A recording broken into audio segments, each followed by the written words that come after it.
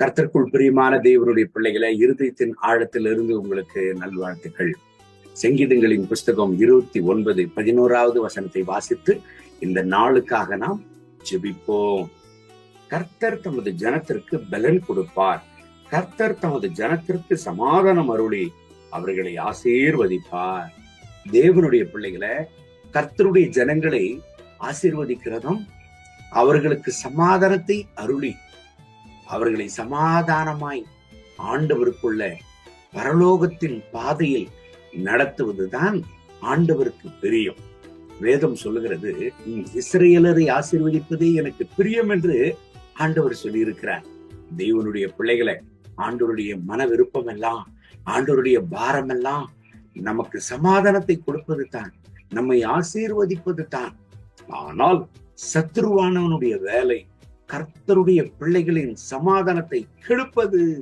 தேவனுடைய பிள்ளைகளை, கடைசி காலத்துல நம்ம வாழ்ந்து கொண்டிருக்கிறோம். மனுகுலத்தின் சமாதானத்திற்கு விரோதமாய் போராடுகிற பல காரியங்களை சமுதாயத்தில் நாம் பார்க்கிறோம். அதனுடைய காரணம் என்ன தெரியுமா?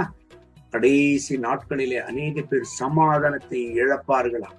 காரணம், லௌகிக கவலைகள் அவர்களுக்குள்ள பிரவேசிக்கிறது நிமித்தம்.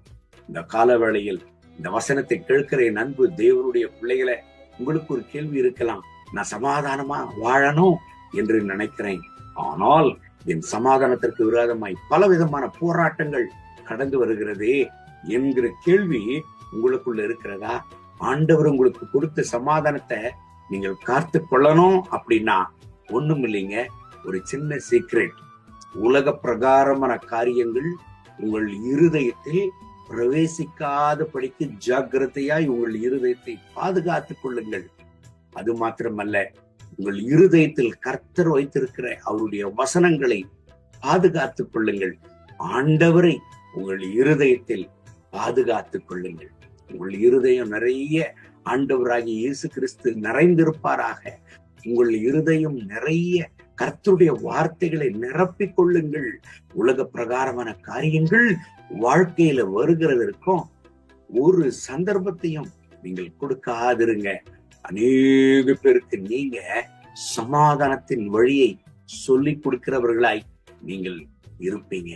எனக்கு அன்பான தேவனுடைய பிள்ளைகளை, சொர்ந்து போகாதீங்க. இருதயத்துல சமாதானம் இல்லையா? குடும்பத்துல சமாதானம் இல்லையா? இந்த கால வேளையில் ஆண்டவரை பார்த்து நம்ம ஒரு வார்த்தை கேட்போமா? ஆண்டவரே, இந்த சமாதானத்தை எனக்கு தாரும். உங்களுடைய பிரமாணங்களை காத்து கொள்ளுகிறதான அந்த ஞானத்தை எனக்கு தாரும். என்னுடைய இருதயம் நிறைய எப்பொழுதும் உம்மை நான் வைத்துக் கொள்ள, ஆண்டவரே, என்னுடைய இருதயம் எப்பொழுதும் அந்த சமாதானத்திற்கு உரிய ஒரு ஸ்தலமாக இருக்க எனக்கு உதவி செய்யும். சொல்லுவோமா? அன்பின் ஆண்டவரே, இந்த கால வேளையில என்னோடு சேர்ந்து ஜெபித்துக் கொண்டிருக்கிற என் அன்பு சகோதர சகோதரிகளுக்காக ஜெபிக்கிறேன். இவர்களை ஆசீர்வதிங்க. கர்த்தருடைய மனதிற்கும் இவர்கள் மேல இறங்கி வருவதாக. பிரசன்னத்தினால் இவர்களை நிரப்பும். இவர்களை ஆசீர்வதியும். இவர்கள் தனிப்பட்ட வாழ்க்கையில சமாதானத்தை தாரும். இவர்கள் குடும்பத்துல சமாதானத்தை தாரும். ஆண்டவரே, எந்த பாதையில் சத்துருவானவன் எந்த ஏரியாவுல இவர்களுக்கு சமாதானம் இல்லாமல் சத்துருவானவன் இவர்களை அளவாய செய்து கொண்டிருக்கிறானோ, அந்த வழிகளை அடைத்து போடுவீராக தகப்பனே. ஆண்டவரே, உங்களுடைய சமாதானத்தினால் இவர்களை நிரப்பும். இவர்களுடைய குடும்பங்களை உங்களுடைய சமாதானத்தினால் நிரப்பும். கர்த்தருடைய மனதிற்கும் இவர்களை அளவில்லாமல் நிரப்பி நடத்துவதாக. இவர்கள் தேவைகளை எல்லாம் சந்தியும். கர்த்தருடைய பிரசன்னத்தினால் இவர்களை நிரப்பி நடத்தும். இந்த நாள் முழுவதும் ஆசீர்வதியும். மகிமை கனம் துதி உமக்கே.